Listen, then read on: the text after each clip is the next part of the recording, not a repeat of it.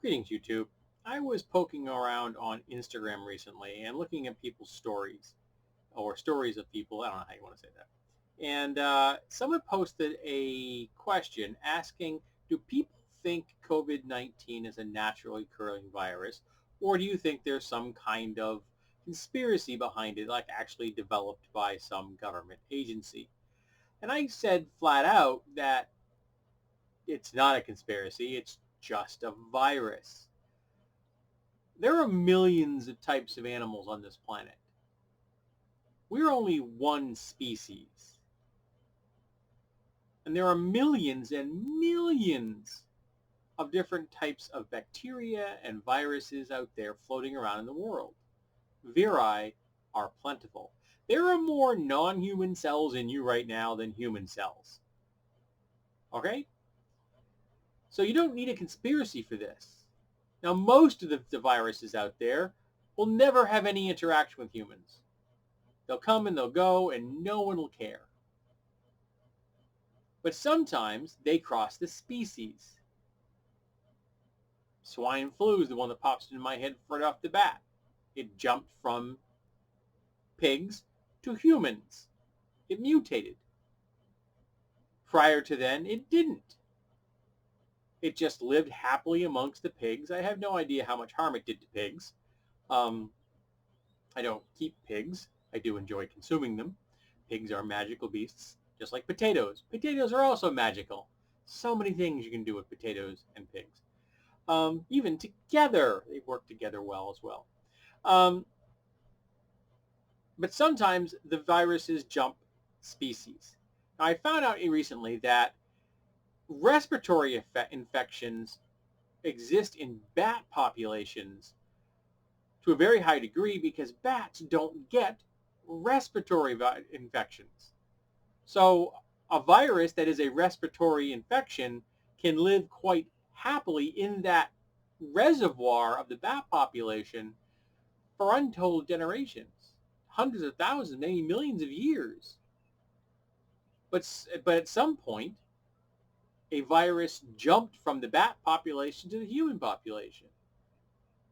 And that's where we got coronavirus from, COVID-19. You don't need a conspiracy for that. All you need is a lot of different types of viruses, viri, time, and contact between humans and the animal reservoir of that disease. That's it. And then it's just a roll of the dice. Who knows how many times people had contact with this disease and nothing happened. But one time something did. And that one person carried it, gave it to somebody else. The last news piece I read about is that the asymptomatic period could be as long as 8 days. So you could be infected with COVID-19 for 8 days before you start to show symptoms.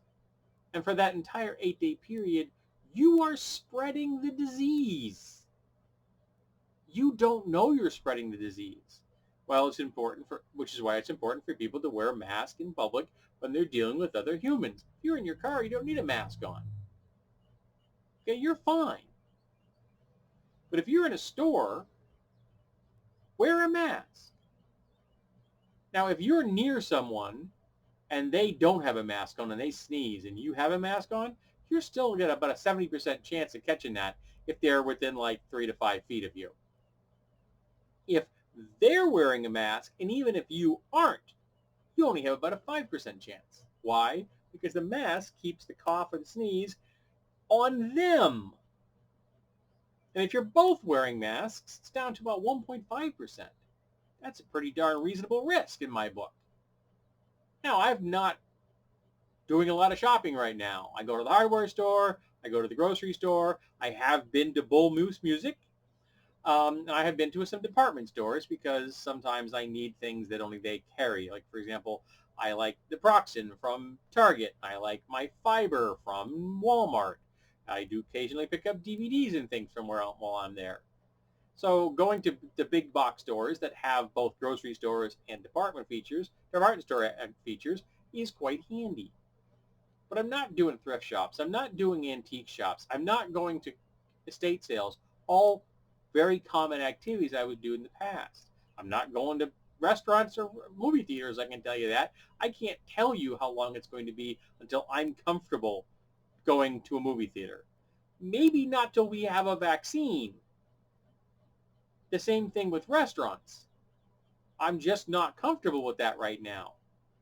There's just too much opportunity for people sitting in one location, leaving a lot of stuff behind that I then sit in that same location. Not good. But we don't need a conspiracy theory for this. All we need is nature. Evolution is an amazing thing. And the first virus that was able to infect a creature that had a respiratory system and it made them cough or sneeze, they won the virus jackpot because suddenly they are spraying aerosols out there for all kinds of beings to pick up.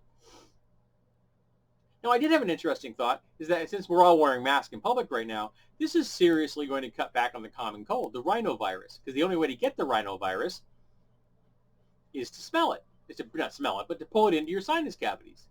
You can't actually smell it. It's kind of cool if you could smell it. That would really eliminate our chances of getting it now, wouldn't it? But you can't get it from your hands. If somebody sneezes on your hands, you're not going to get the common cold. You would have to shove your finger into your sinus cavity. Don't try this. You're not going to be able to get a rhinovirus except by breathing it in. If you're wearing a mask in public and everybody else is wearing masks, no common cold. Which got me thinking, does this now put evolutionary pressure on the common cold to become something that can be passed through touch? Interesting idea. Evolution is a nasty bitch sometimes. So we don't need conspiracy theories.